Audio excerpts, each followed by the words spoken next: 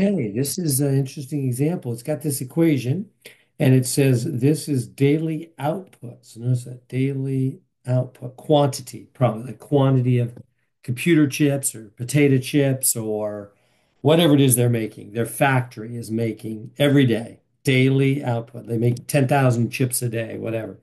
Where X is the number of hours of skilled labor. Let's put that up here. And it tells us 30 hours of skilled labor.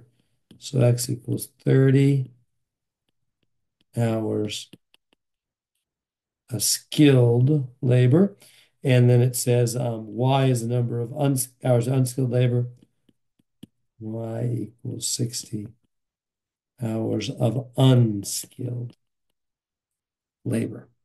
So they have some, like any factory, that's some skilled people that have learned a trade, a skill, a degree, finance or engineering, or they can do something artistic on the computer, graphic design or something like that. They got some kind of skilled versus the people that are more unskilled. They're just kind of doing more labor, unskilled labor. So okay, in the factory, and it says now here comes in order for the manager to maintain the current level of output and and and offset a 1 hour per day increase in skilled labor, unskilled labor should decrease by that many hours per day, huh?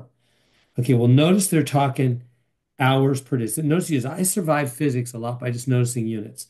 So notice right here, it says hours per day. So right away I think, oh, I've got to take the derivative. I got to come in here and go d dt of this side and d dt of that side. I'm going to take the derivative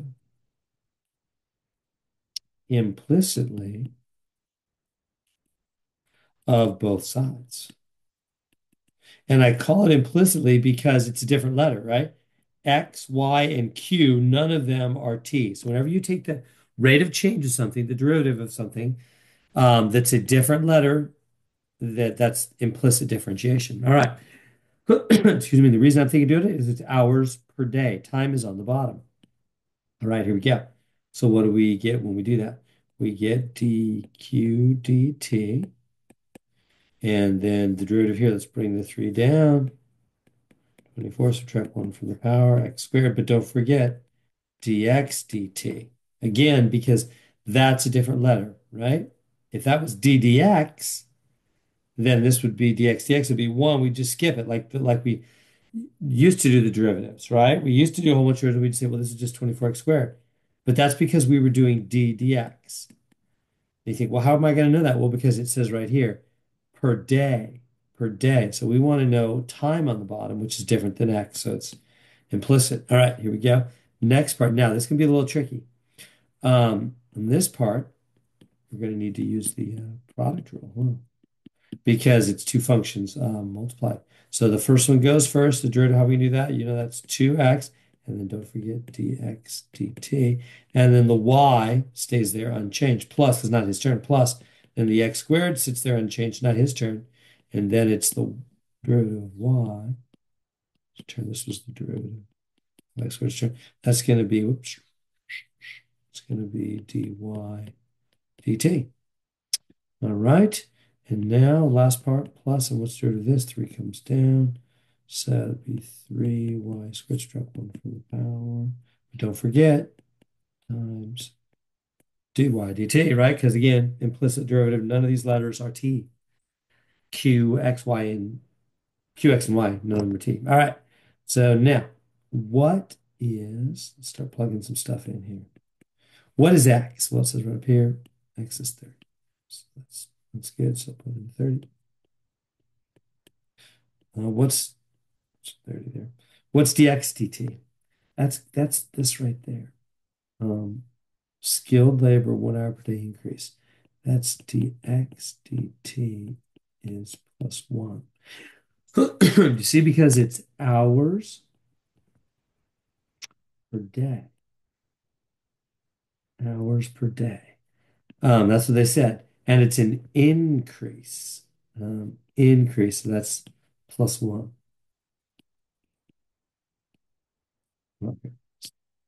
So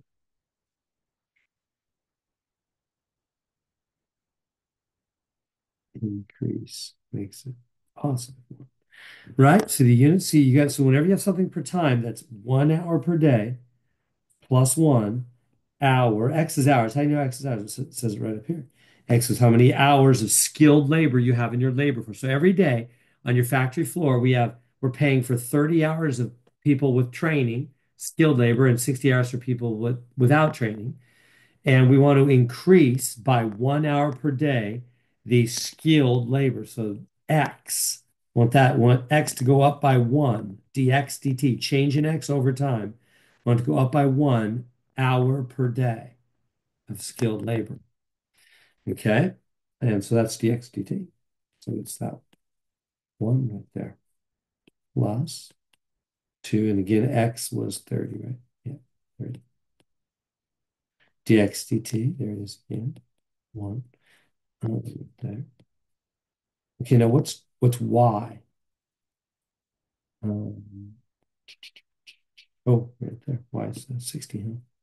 That's easy. Y is 60 plus x squared. X again is 30. And then dy dt. Now we don't know dy dt. That's in fact what we're trying to find.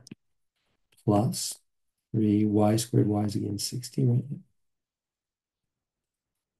Again, dy dt. Let's keep it the same color so we can see it. YDT is what we're looking for. That's our rate we're trying to find. Okay, now dq dt, what's that? Well, look what they say. It's a little tricky. Let me help you. Say it right here. It says, for the manager to maintain the current level of output. Remember, that's Q. Output is Q. Daily output is Q, quantity. They want that to be maintained. No, it's not going up. It's not going down. They want to make this change, add 1 more hour per day increase of skilled labor. They know they're going to have to lower the amount of unskilled labor so that the quantity of output maintains, stays the same. So if you want it to stay the same, then you're wanting dq dt to be zero. That's what it means to maintain the current level. There's no change in quantity produced. Maintain the current level. The change in quantity to be zero. So this is zero, you see. All right, let's go to the Desmos. So 24 times 30 squared. I'll go to Desmos now. 24 times 30 squared. So 24 times 30 squared. 21,600. So this is 21,000 plus now 20. This one plus, so it's going to be what? 660. I think I can do that one by hand. 3,600 plus. This one is 900 dy dt plus. And I don't know that one. 3 times 60 squared. Let's go to it. 3 times 60 squared. Like 10,800. 10,800. 800. And again, it's dy dt. Okay. So let's add these two numbers together.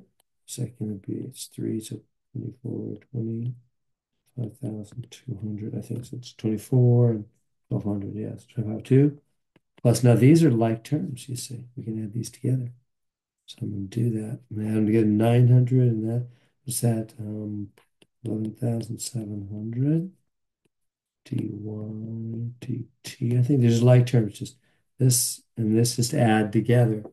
So, yeah, right. Okay, now finish solving for dy dt. Bump this guy to the other side. So it becomes negative 25,200 is 11,700 dy dt. Last step, finish solving for dy dt. Divide by 11,700. Boom, on both sides. And we'll get dy dt, the change in unskilled labor. Remember, y is unskilled labor. So the rate of change of unskilled labor. So 25,200 over 11,700. Or 11,700. I already forgot. What was that? 25,2 over 11,7. 25,2 over 11,7. 25, 200, 25,000 over 11,700. I think one of them's negative, isn't it? So 25, 2 over 11,7. There's negative 2.1538. 2.1538. And is that our answer? Yeah, 2.1538. And by the way, it says decrease.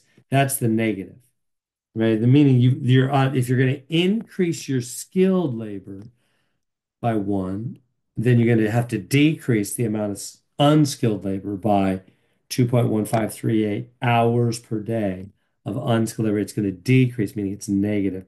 It's got to go lower. The change in unskilled labor's got to go down. So there we go.